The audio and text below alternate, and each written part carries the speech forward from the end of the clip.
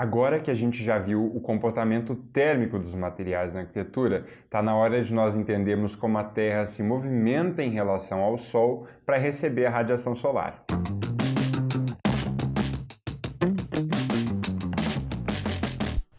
Nós temos esses vídeos aqui produzidos pelo pessoal da Federal de Alagoas e que são ótimos para a gente entender tanto a movimentação de Sol e Terra, né, na verdade da Terra em relação ao Sol, e depois para a gente construir uma carta solar disso, ter um mapa de onde está o Sol para saber o que isso impacta no nosso projeto.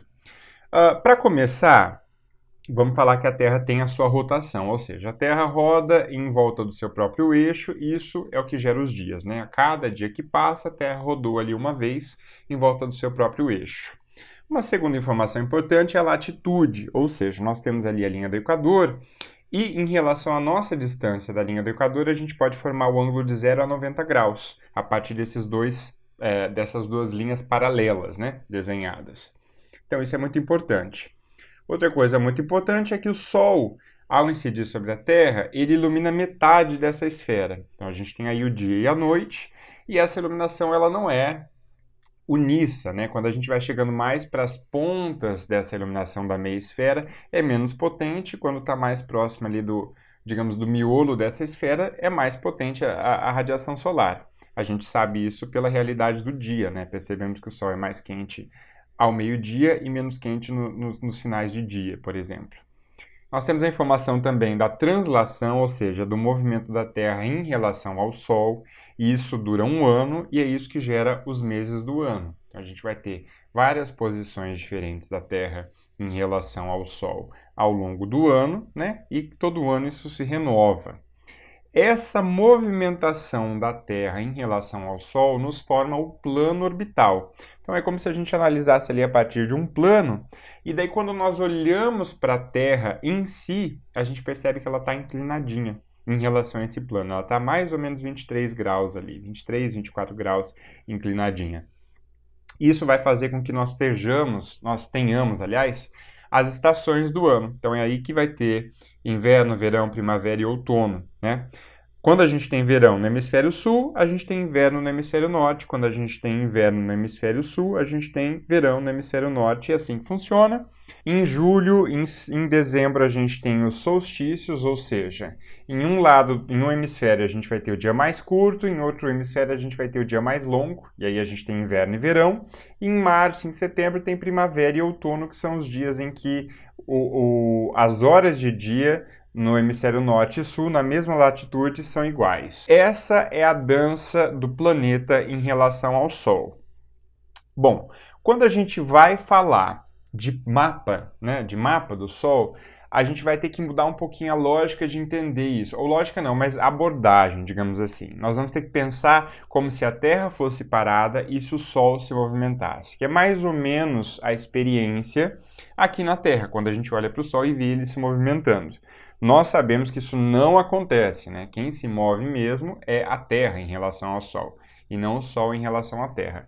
Mas a gente vai ter que partir dessa abstração de que o Sol está se movimentando para construir esse mapa. Então, vamos, a partir dessa abstração também, olhar para o céu. E quando a gente olha para o céu, a gente tem ali uma meia esfera, né? Você olha para o céu, você olha para cima, para um lado, para o outro, gera um total de uma meia esfera, né? Nós vamos chamar isso de abóbada celeste.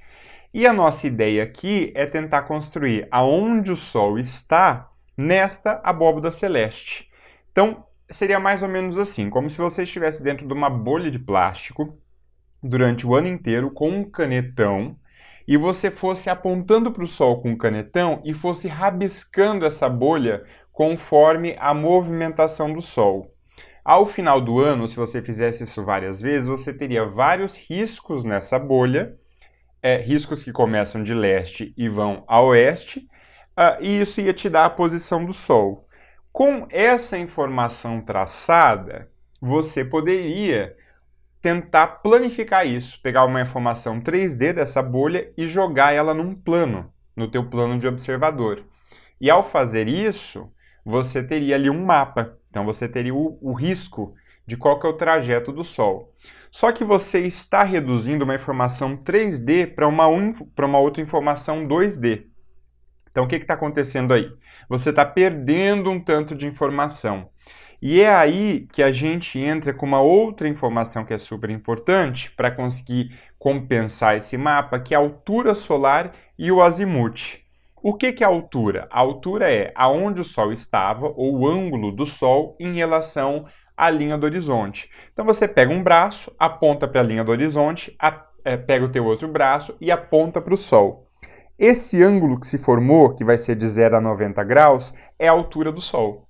Se a gente estiver falando algo próximo aí do meio-dia, né, e num dia de verão, bem provavelmente você vai estar apontando bem para cima, formando quase 90 graus ou 90 graus.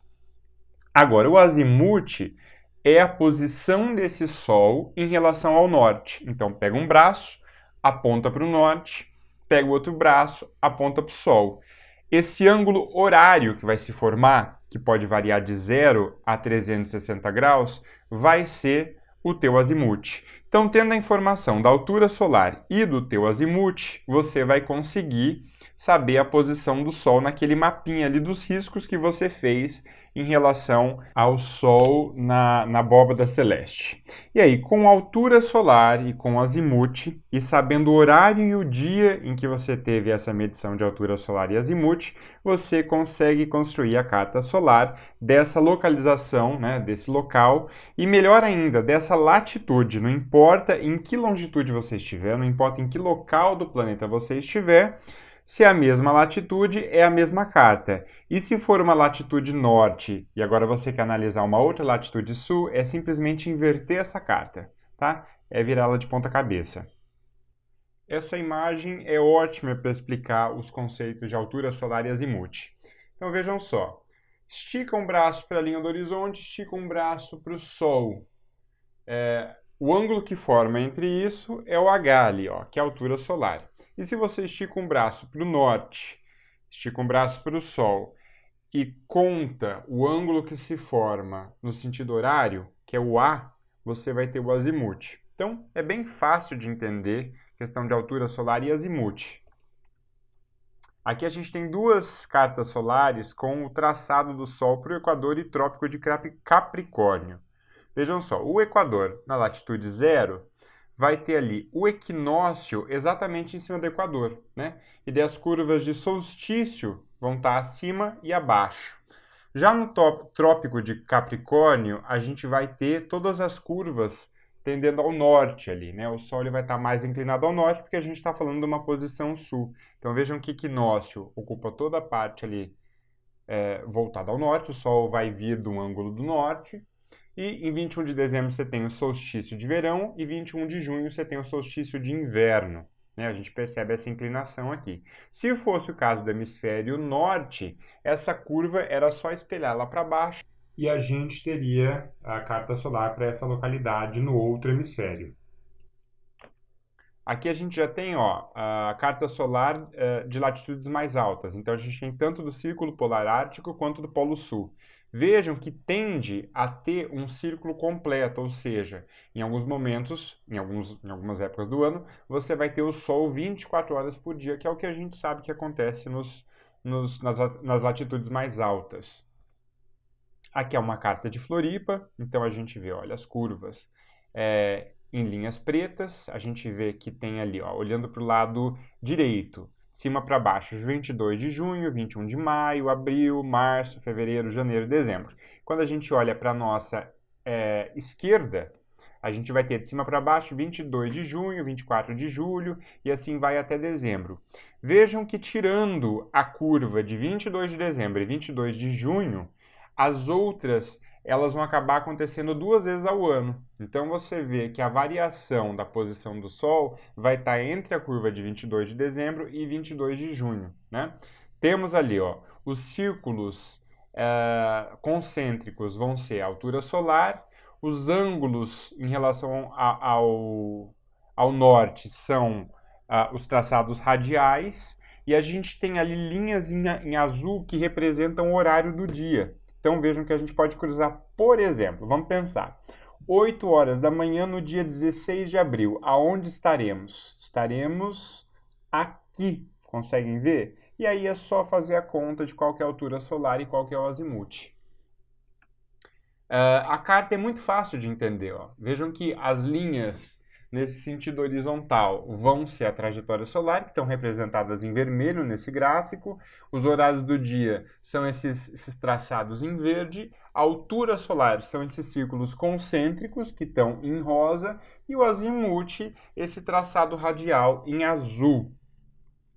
Aqui é uma carta de Florianópolis já com a temperatura plotada. A gente pode unir a carta solar com a temperatura típica daquele dia ou daquela época.